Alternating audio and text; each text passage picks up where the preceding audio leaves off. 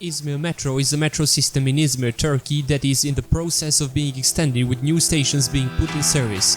The current system, consisting of one line, starts from Göztepe station and Fahrettin Altay in the southern portion of the metropolitan area and runs towards northeast to end at Evka 3 and Bornova. Izmir's metro line is 20.1 km long and serves 70 stations as of 26th of July 2014. In May 2000, the system came into public service. Attrans was responsible for the rolling stock and the signaling, power supply and communication systems. The Izmir light rail vehicle is tailor-made for the LRTS. A seating capacity is 44 and a standing capacity is 140.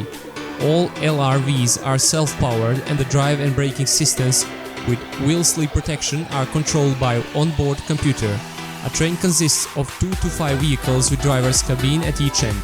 A more ambitious rapid transit system named Izban connects the north of the city, Aliaga, to the south terminus of Kumalvasi via Adnan Menderes Airport and several other important financial and commercial areas such as Karşıyaka and Alsancak. The Izban and Metro will provide interchange with each other at Halkampınar station. The Metro carries about 30 million passengers per year. Daily ridership is 173,000 of passenger.